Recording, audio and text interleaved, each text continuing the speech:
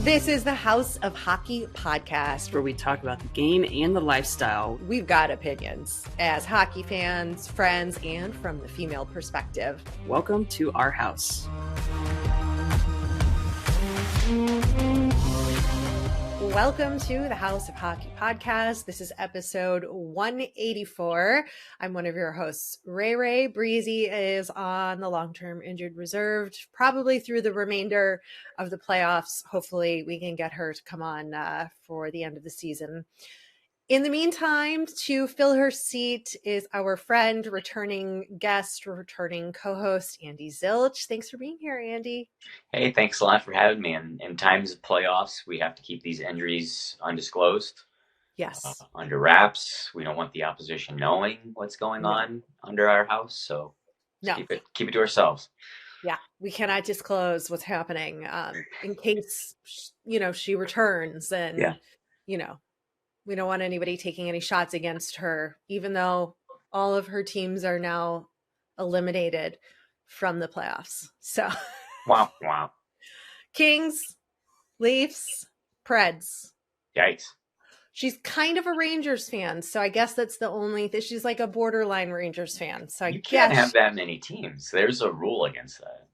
That's what I'd say. And you know what? She'll just have to come on here and come off of the long-term injured reserve to dispute all that. But okay. I welcome that conversation. Exactly. I constantly remind her, as everybody knows, how ridiculous it is. We have a lot to go through. I'm going to run through just some headline topics. We're going to discuss the end of round one of the playoffs, the start of round two, coaching changes, a pending coach change, PWHL playoffs are about to begin. I have something to tell you about your St. Louis Blues that you're not going to like. I'm curious what it is. I saw this on the rundown. I'm curious what this is. I want you to bat lead off with it, but let's save it towards the end.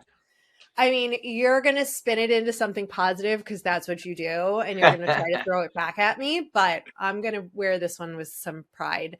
And a little debate over a certain Canadian singer jumping ship and supporting an American team. I feel like we should start with that. That's like the biggest headline, right? Yeah. I mean, if you say so. It's not, but I thought it might be fun to start with that. Yeah. Shania Twain. If you don't know who she is, I can't help you. Yeah, that's just close this podcast right now if you don't know who she is. Stop listening. Tune out.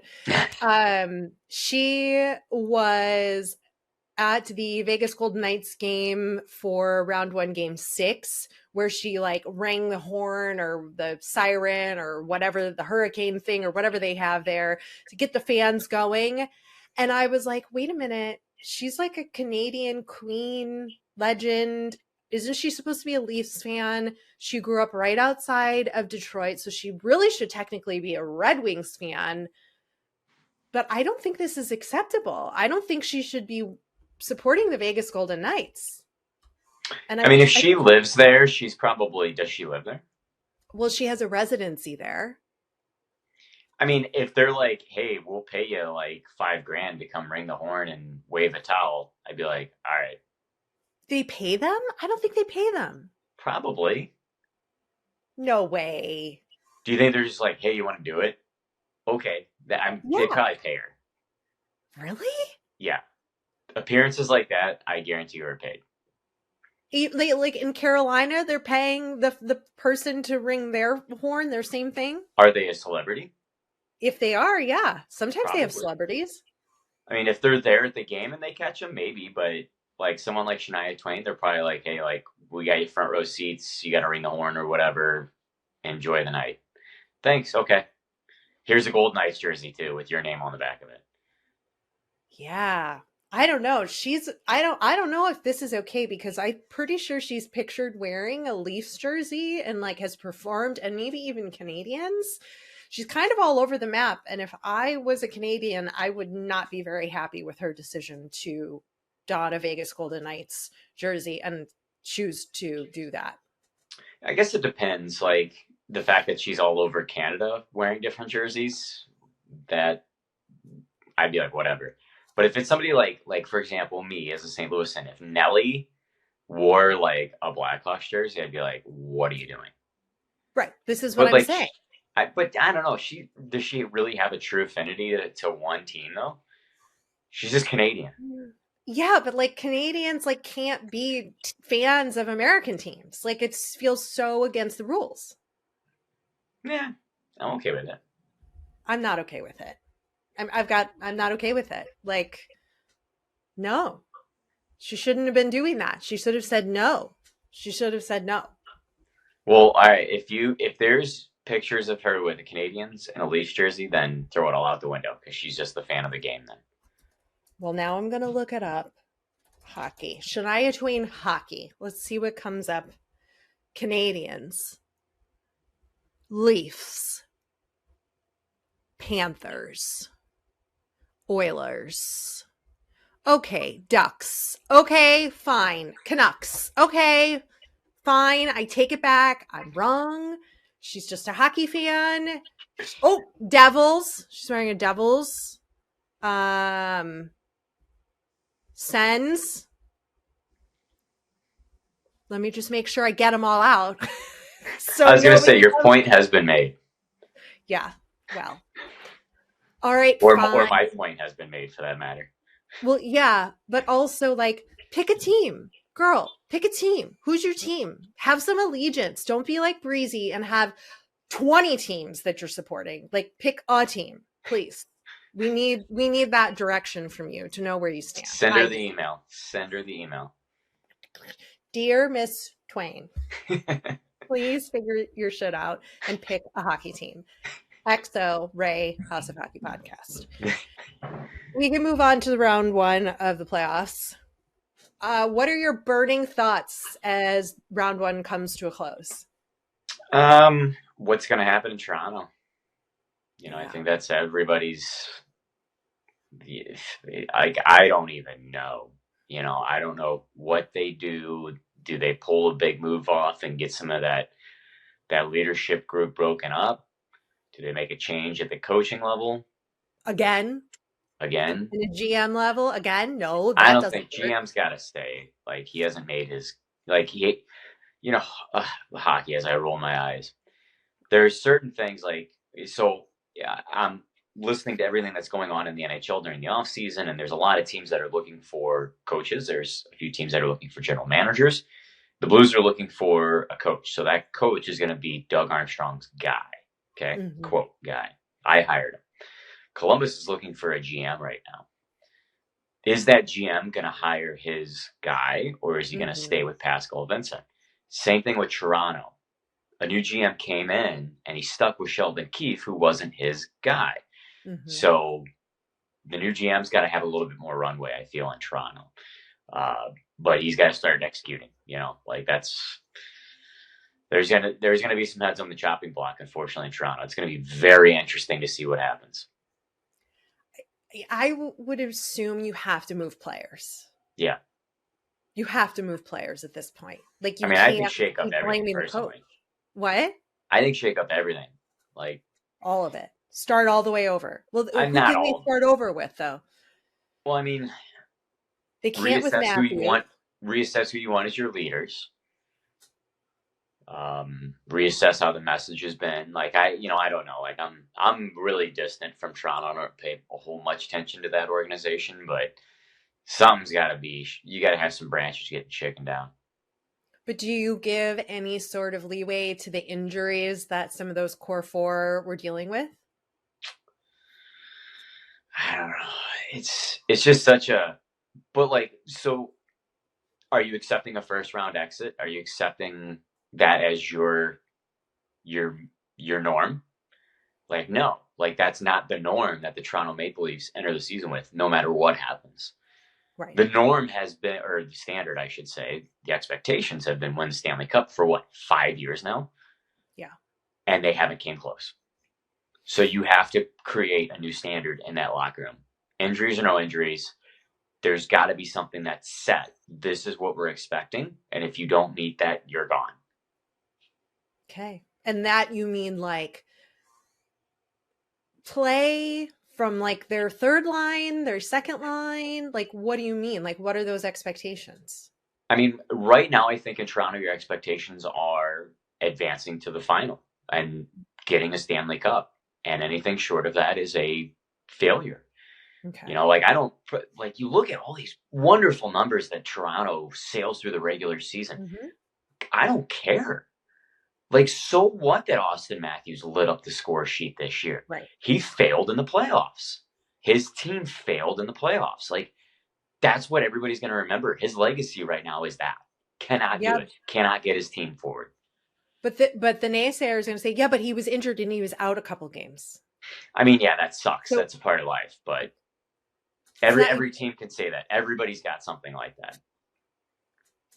I mean, and it sucks too the way the playoffs are set up. Like, to draw the Bruins in round one, that sucks. That's the way it is, though. It does. Which was worse? The Knights being eliminated, the defending Stanley Cup champions being eliminated by the Dallas Stars, or the Bruins eliminating the Leafs? I feel like the bigger like shame bubble would be with the Golden Knights, because they are the defending Stanley Cup champions. They have mostly the same team. Stone makes a miraculous health recovery and comes back to the ice, and so did one of their other guys whose name's escaping me. They make all these moves at the trade deadline to bring in even more talent, and they're healthy, allegedly, right? Stone's healthy. Everybody here is healthy, and you get knocked out by the Stars. Are the Stars really that good? I always am inclined to say no. I think they're good, but are they that good? No. It went to 7 games, so I feel the shame in that scenario lies more in Vegas. But I can say that because I'm not a Leafs fan. Yeah, I'll go Toronto. Why? Although I have the Stars going to the final. I think it worried me that round one and even round two, like the Stars will not have an easy path. No. And if anybody second guesses them and they get to the final, then get the hell out of here, because they're going to have to go through Vegas, Colorado, and then my guess would be Edmonton. So a really tough schedule. And all because Vegas lost in the last game of the regular season. Dallas had a cakewalk, in my opinion. They were going to face the Stars in round one. Sorry, LA, or not the Stars. They're going to face the Kings. Sorry, LA fans, right. But let's call a spade a spade. Stars are better than the Kings right now. They are. And they would have cruised all the way to the final, I think, conference final, and then finally would have had a challenge. Now they're getting challenged every round. Really difficult for them. So I think the Stars are a team not to sleep on here. Yeah, as we've now seen and have been proven. Okay, but why would you say it's worse for the Leafs then? Just that standard again, that expectation, that was set. Not to cut out the Bruins, who had another great year, but the Bruins haven't been a team that was expected to make as much noise as they've had over the past 2 years. Mm-hmm. And it was close. I mean, they were so close, the Leafs. Like, I don't even root for them, but like, the people thought the Bruins were going to get taken down here. But that just goes to here you go. Here's that standard. The culture that's in the Bruins locker room is incredible. Mm-hmm. They're losing guys, but they're still continuing. Guys are retiring. Guys are exiting the team. They're still continuing to just maul teams. They're rolling through teams. Brad Marchand, love him or hate him, he's got the C now. He's settled down some of his antics, and he's continued what it means to be a Bruin. Like, in that locker room, man, if you're a rookie, you're learning a lot. I think a lot of that culture was set by Bergeron. Yeah. And that team mentality. And we've seen that play out in this team that's, like you said, still got a lot of those even guys. Before him, like Chara. You take him, who was a 6'8" lanky guy that the Islanders took a flyer out on, worked his guts out to get to where he was as one of the most elite defensemen in the National Hockey League. and speaks softly and carries a big stick. You know, that Teddy Roosevelt quote, I think, is who said that. And from him, Bergeron, Marchand, and then, you know, your supporting cast has caught on. So it's a recycling thing. And then you pick an excellent coach in Montgomery who continues that trend. I mean, they're going to be good for a foreseeable future, strictly because of what's going on in that locker room and what their standard is. Yeah, and you've got to give credit to Montgomery, like you're saying, for being able to coach a team like that and have the respect of the players, because he called out Pasta for not performing up to his potential in, I don't remember, game 4 or 5, something like that. And Pasta was like, he was right. And I'm glad he did that, because when your coach says that, you do. And then he scores, what was it, the tying goal or the game-winning goal, or game-winning. So that's what you want. I don't feel that from Toronto. Mm-hmm. I don't feel that from when you hear Keefe talk in his pressers. And it seems like he feels a little uncertain of how to push the team and what to say. And you can sort of feel there's a disconnect between the coach and the players, in my opinion, just by listening to what they say. And yeah, they give us canned answers and stuff. But when you have a guy like Pasta being so willing to be like, yeah, he was right. And like coach knew that was a strategic move to do that and say that about him, to get the fire under his butt. And it doesn't work with every player. Cause I was talking about this last week. Like do you shit on your players as a coach in the media? And like, that's a tactic. Does that work? But does that work with everybody? Yeah. And that's Pasternak coming around too as a leader now. You know, I think he's got a letter. I can't remember. I blazed my way through first round action, and I really didn't pay much attention to the Bruins this year either. But I mean, he's a guy who's adapting to that culture now. He's still pretty young. He's mid-20s. And I remember when he was coming up through the Providence organization, like everyone's like, man, lights out on this kid. Is he going to be able to stick with what's going on here, though? And now he's still learning. He's been in the organization for like 7-8 years now. Yeah. So it takes time, but now he's a guy who's going to be relied upon. And I could see him wearing a C, unless, something crazy happens, but I could see him being a C on that team. Yeah. Maybe one day. I don't know. I think he beats to his own drum a little bit. I think maybe one day if he could get a little more serious, mature, maybe. I mean, I think he's mature, but I just don't think it's in his personality to wear this C, just based on interviews and things I've seen. But not that he's not a good A, just, Let's talk about something that might not be good. But I can't remember if it was you and I who talked about this or it was somebody else. But Evgeny Kuznetsov with his slow-mo, we might have talked about a different player. We haven't. Okay. No. The super slow shootout goal with the 500 back and forth, tap, tap, tap, tap, tap, tap, tap, tap, tap, going 0 miles an hour to score on a shootout. I can't stand it. I don't like it. I think it's ridiculous, and I think it defeats the whole point of what it is they're trying to do. I know they're just following the rules because it's not against the rules, but it's really, this is what we're doing. When we start these podcasts, we don't talk about our positioning. No. Prior to these topics. No, I just put topics down, and I don't put a whole lot of information because I don't want you to be swayed by my opinion or mine by yours. So go ahead. And sometimes with podcasts, people will play sides just to have a better argument, get more listeners and watchers. We don't do that here, okay, fans? But I disagree. You like that stupid thing? Who cares? He's following the rules. He's not going that slow. Yes, he is. It takes 10 seconds for him from the blue line to the goal. And it works. He does one push off with the skate, and then he just glides the whole rest of the way. It's following the rules. And he's getting the goaltenders to bite. If you don't like it, do something else about it as a goaltender.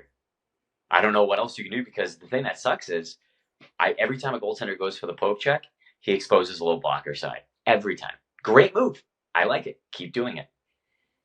I don't think it's fair. I don't think it's like, everyone can do it. Yeah, but only he does it. Yeah. And he's successful.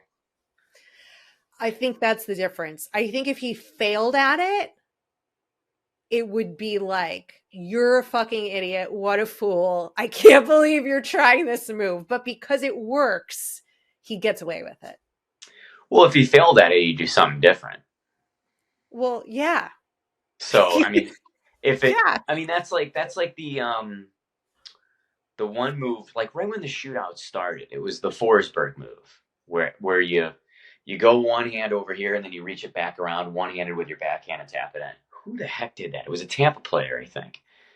But he did that, and he scored like 9 out of 10 times. And this was back in like 2007, I think. And he did it all the time and scored all the time. Are you looking it up who it is? No. Okay. I was just making sure I covered that topic. Okay. So there you go. I just, it's like, I don't think it shows skill. It's like, you know what's going to happen. You have to take a guess as the goalie. And it's not like, I don't know. I well, just think it's so here, I'll level this out for us here. I think it does show skill because it's stick handling, which is very difficult to do at such a high rate. But okay, slow down. Stick handling with nobody on you, going as slow as you could possibly fucking go. No. So can we get a video of you doing it? Yeah, sure. Okay. I'll do it. I stick handled before, and I'll go as slow as humanly possible and be able to pull that. Like, little kids can do that in their driveway. Like a 4-year-old could do it. Okay, maybe Head not up. 4. Not looking at the puck? Yeah. Okay. That's like Nugget 101, like Midget 101. They teach them how to do, like, all you do is you do back and forth stick handling. I'm looking with nobody around you. I'm looking forward to this video. But anyway, so my point though, I think shootout should go away, period. Why? I think it is the toughest way to end a good hockey game. I could watch 3-on-3 for days, but when a game goes to a shootout, it sucks all the air out. It is the worst way to end a good hockey game, in my opinion. I disagree with you. And again, we just can't get on the same page. No, I think this whole episode, we're going to disagree on just about everything.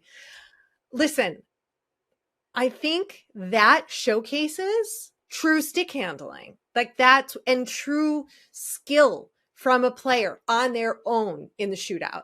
They are highlighted by themselves, as opposed to, they are not playing as a team. It's the one time we get to really see who's got it in the shootout. And I think that's an important element of the game, is having that moment to show just how good you really are. Point taken. We disagree. Yeah. And that's what I have to say. Do you agree that it's okay for the Carolina Hurricanes to limit all of their ticket sales to locals only, to prohibit the New York Ranger fans from going down to Carolina to watch the game? Round 2? You know, teams have done this before. The Hurricanes have done it. Preds have done it. It's your building. Do whatever you want with it. What do you think? Do we agree? We do agree. Okay. I think it's important for the home team to fill the seats with the home team fans. Yeah. And I think it's okay to do that, especially in those markets. Like, you don't want the ticket prices being 5 times because a Rangers fan wants to buy them and come down. I mean, I'm sure they get in, right? Like, there's ways around it. I'm sure Rangers fans have friends in Carolina who buy the tickets to them and whatever, but like, that's a lot more work. And I think it's okay. I think you want your barn to be full of your fans in the playoffs. Yeah. Yeah. Like, that's to pay back your fan base for their loyalty, and like, to give them the opportunity to let more of them actually go to a playoff game, which is crazy expensive anyway, and that's hard enough as it is. But to let that opportunity be there, I think it's a good move. Couldn't have said it better myself. God, all right, it sucks that we agreed. Darn it. I was on pins and needles. Let's talk about Seattle Kraken coaching change. Yeah. They've relieved Dave Haxtell, and I read a rumor that there was a few players who were threatening to leave or not wanting to stay if Haxtell remained. Do you think this is a good move for the Kraken? I mean, they had some digression this year. This goes back to, kind of what we were talking about with the Leafs. Like, where do you go? Like, do you go after players? Do you get rid of the coach? The coach is always such a failsafe in the National Hockey League. Like, it's so frustrating. We've talked about that. Yeah. Such a failsafe. I didn't see that thing about the players saying that. So, I mean, I think they're doing that just, sorry? It was a rumor. Okay. Not confirmed, rumblings. Yeah. I mean, players are going to support their coach. It's very rare that a coach gets relieved of his duties and you see a player bad-mouthing him. That's bad for the player, and then teams are going to be like, well, I don't want that guy. He's going to bad-mouth our coach. So, I get it. If the rumor is true, there is support there, but players aren't going to act on that. They're not going to opt out of contracts and things of that nature. So, I mean, a rumor that had too many legs that ran with it. What'd you say? Unless it's Mike Babcock. Yeah, which he'll never coach again. But but I mean, in terms of good news, good move, bad move. I hate seeing the coaches be fail-safes. But like there's no answer. Like I hate to not give you an answer. I just don't have one, because maybe there is something in the room that we don't know about, and maybe his message isn't getting through, and maybe the players it's stale, so they need a new, fresh voice. Who knows? Yeah, it's all the standard thoughts we have about coaches. And to what we started talking about at the beginning of this conversation is like, you've got to have that mutual respect between the coaches and the players. So maybe there is some truth to the players disliking or not agreeing with or respecting their coach, and therefore you're going to have problems. Right. On the ice, off the ice, and you might have to let them go, because a player might just be like, I'm gonna not do what you said, coach. And if you're in a 4-year contract then you can't, like, the team's hands are tied and the players, have some revolting control in that way. But that's why I don't know if listeners, viewers might not know this, and you might not know this, but that is actually why Alex Pietrangelo did not sign with the St. Louis Blues, or the Blues didn't sign Alex Pietrangelo. Really? He wanted a no movement clause, and Doug Armstrong did not want to give it to him. He said, I don't want to give a player that much power, because in essence, they have more power than I do at that point. Yeah.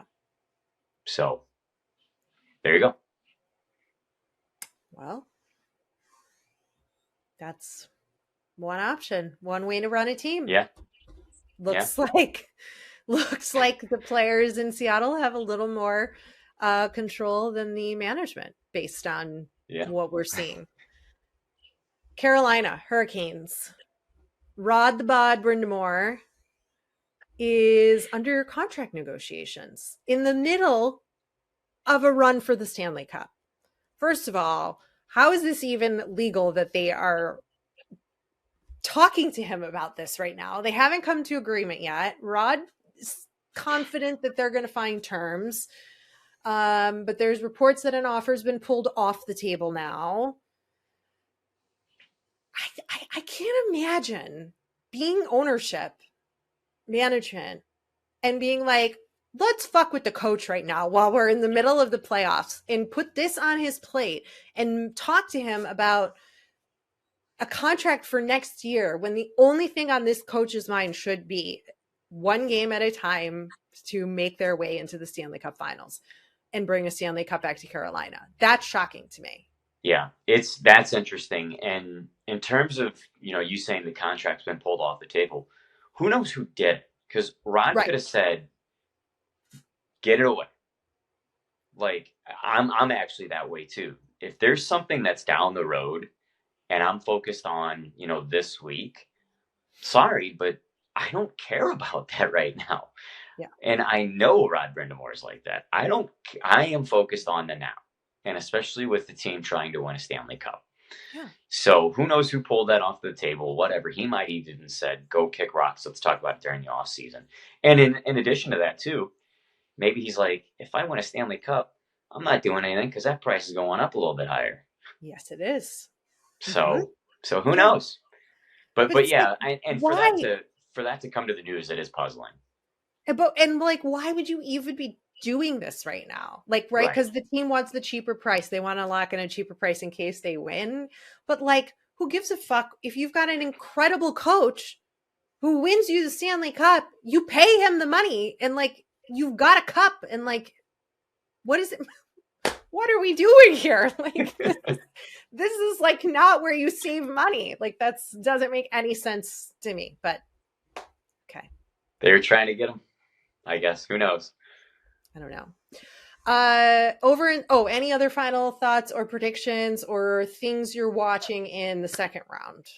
I mean, I told you my cup pick out of the West. I'll go out East, and I think the Rangers. I hate being the guy who picks the number one seed out of each side, but I just like But I you're like that their. guy. I'm that guy. I like their additions that they made at the deadline. I think they're very talented teams, top to bottom. Like that's one thing as I assess teams, and especially in goaltending. Like I don't think the Oilers have the goaltending to do it.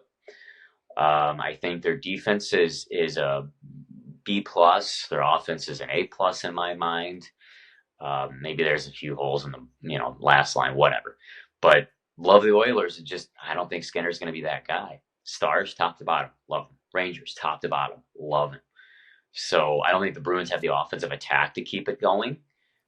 Maybe my foot's going to be in my mouth, but Florida is going to be a very stingy team. I love to see a Florida Rangers conference final. And then I think we're going to see a Stars Oilers conference final. So that's kind of how I'm writing it out. What about you? I think Avs advance, Oilers advance past the Canucks. And then I think Avs go to the final over the Oilers. If we go over to Florida and the Bruins, I don't know. Florida's so sneaky. Like they could do this. They could do this over the Bruins. Like I wasn't super confident in the way the Bruins played against Toronto. Yeah. I'm gonna go Florida. I'm gonna go Florida, Rangers, and then Rangers. Rangers Okay. Avs final. Wow. Even with the injuries the Avs are dealing with, goaltending. Yeah, they're just such a pain in the ass, that team, that they can do it. I don't know. I think they can do it. If not, then I guess it would be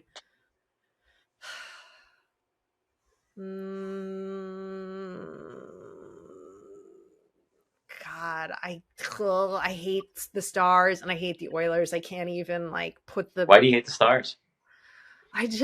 They bother me just like the Avs. Like they just irritate me. See, I love the Avs though. If they move on, great. Like their coaching staff is excellent. I had a chance to work with Jared Bednar and Nolan Pratt for a year, and my favorite coaches I've ever worked with.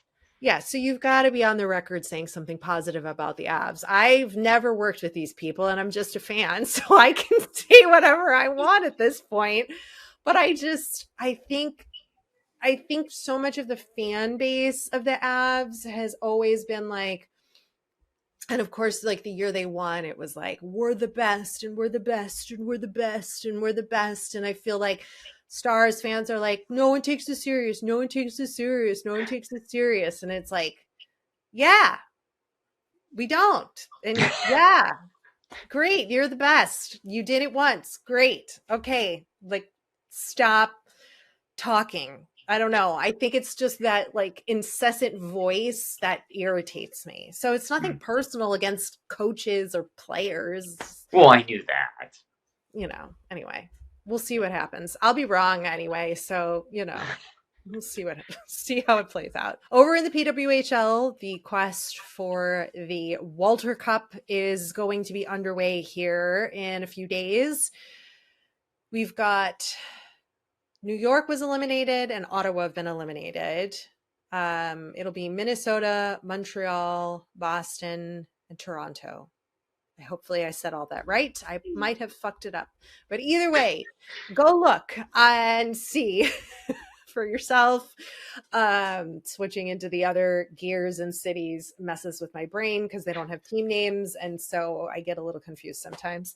But make sure you're tuning in to watch for the first ever history to be made with the PWHL playoffs and take a look and enjoy the ladies. Toronto's my pick. Toronto is your pick. They got to have some sort of championship going to that city, for Christ's sake. I mean, it'd be phenomenal for Toronto for sure. But I think I'm going mini. I'm going Minnesota because their fan base. Yeah, Toronto mini would be a great series to close it out. It would be. And I think that Minnesota team with Kendall Coyne being, one of the founding mothers of the PWHL, I would love for that to be what happens. Yeah, for sure. We'll see. It'll be fun to watch either way. Okay, I'm pulling up this thing. Oh, are we finally getting to it? Yes. We're getting to it. Of Andy is no longer going to like me anymore and will not want to be my friend. So I found a little research that the only reason the St. Louis Blues are even in the NHL are because of the Chicago Blackhawks. Yeah. Yeah. So you need to kiss the ring, bow down. You can never talk bad about my Blackhawks. You can never say a bad thing about us. You can never talk any more shit to me. I'm wearing my Kane and Tees flannel shirt today just for a little oomph on my back to just really stick it to you. So you're welcome. You owe us everything. Thank you. Good night. So I saw that over the weekend, and I do want to fact check that, though. I did not fact check it, but I sure. believe it. Yeah. Because it makes sense. Yep. Oh, you froze up. Oh, no. Am I here? I see this. Oh, there it goes. Okay. I need to fact check it. Mm-hmm. But I believe it because it would make sense. Chicago as the original six was on an island over here in the Midwest. So that would make a ton of sense. But I want to make sure that that's true. But I like it, though. I like that history. Yeah, but Detroit's not that far from Chicago. What do you mean they're on an island over there? Well, I mean, because they were probably busing, right, back in the day? Yeah. Toronto is close to Detroit, like Chicago. You got to go around the Great Lake. Detroit and Toronto. But on a bus, you got to go around the Great Lake. And maybe they took a boat. And then you had they put a steamer ship in the middle of Lake Michigan. Yeah. Get on a ferry. No. In the middle of December. Mm-hmm. But I don't know. I felt like they needed something that was within more of the Midwest range. Stay in the own time zone. Yeah. Well, we saved your asses is all I know. And we had a minor league team there. We felt bad for you guys. We wanted to, help grow the sport in St. Louis. And we helped get you that, expansion team.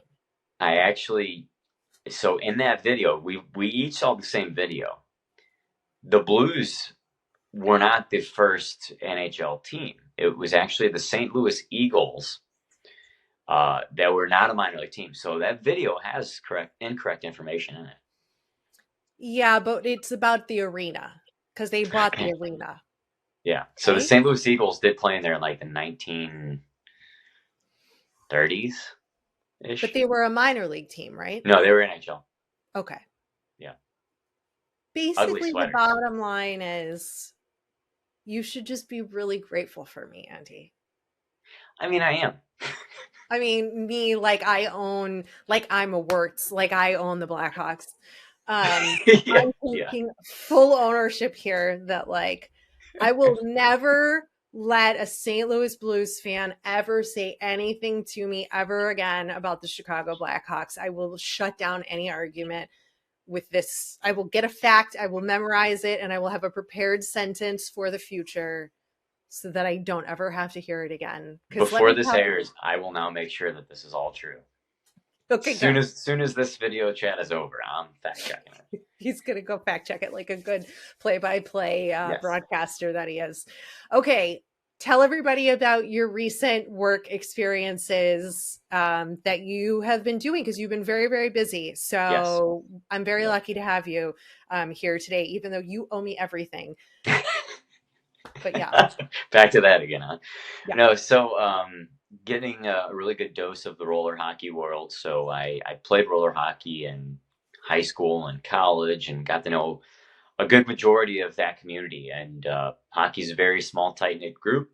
Roller hockey is even smaller, even more tight knit because it's not as big. Everybody knows everybody. So I started off after the ACHA playoffs that we talked about, which is a step down from NCAA. That was all ice hockey. Recently, I went up to Maine in your neck of the woods and broadcasted the college roller hockey championships and what will be and is claimed as the greatest collegiate roller hockey game ever. Lindenwood Lions against the Grand. I got to make sure I do this right because during the ACHA, I had Grand Valley, and it's the Grand Canyon Lopes. So the Grand Canyon Lopes took on the Lindenwood Lions for the NCRHA Division One championship. Lindenwood is like the Titan. They have won back-to-back national championships. They've won 12 out of the past like 20 years. So they're a force. Wow. So this team upset them in triple overtime, a 2-1 game. Goaltending was out of this world. If I'm a graduate of Lindenwood, if Lindenwood would have won, it would have been a top 5 game I've ever called in my life. Wow. That's saying a lot. But they lost, so it's gonna bump to maybe number 6 or 7. But it's without question in my top 10 of games I've ever called in my life. Overtime games, collegiate Division One titles on the line. You got the big boys against the team that's 2 years into their existence. So the Lopes are in year number 2. My battery's getting low. The Lopes are in year number 2, and they're just trying to find their identity. And they actually have guys that used to play on Lindenwood's JV team, if you will. Oh. So these guys are leading the Lopes, and they ended up.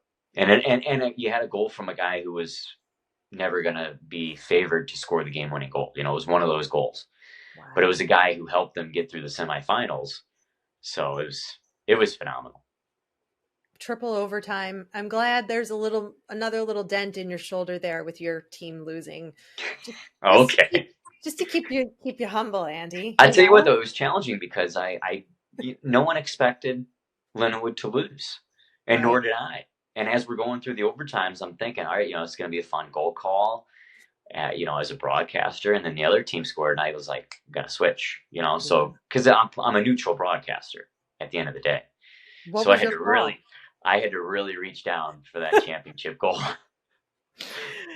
Really pull out the acting skills you have. Yes. Yeah. Yeah. So, and then that followed up with a tournament called Narch, which I'm employed with 2 weekends ago in Irvine, coming up here in Philadelphia, and then again in Irvine. What they do is it's just a roller hockey tournament. Teams all over the world compete.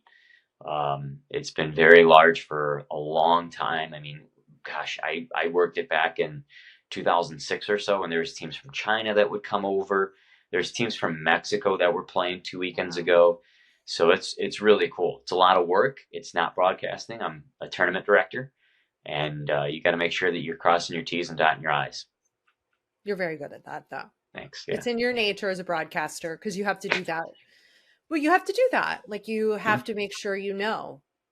I should do that on this podcast, but I don't always check pronunciations like you do or things like that. It's a little more fun to go off the cuff here. But if it was a real broadcast, I would not be doing that. Like, can't do that. Can't act like that on a broadcast. Well, good. I'm excited for you. You've got a lot happening. You're back at your roots of roller hockey and still doing all of the other hockey and everything as well. Yeah. Who's your hunk of the week or lady of the week? You know, I generally come prepared for this one. I have not come prepared for this one, so I'll let you bat lead off. Okay. Actually, no, I do have one. All right, go ahead. Kuznetsov. Ugh, just gross. to grind your gears. Jesus Christ, that guy. Just to grind your gears. It's not okay. I'm picking Brad Marchand because Martian. Marvin the Martian.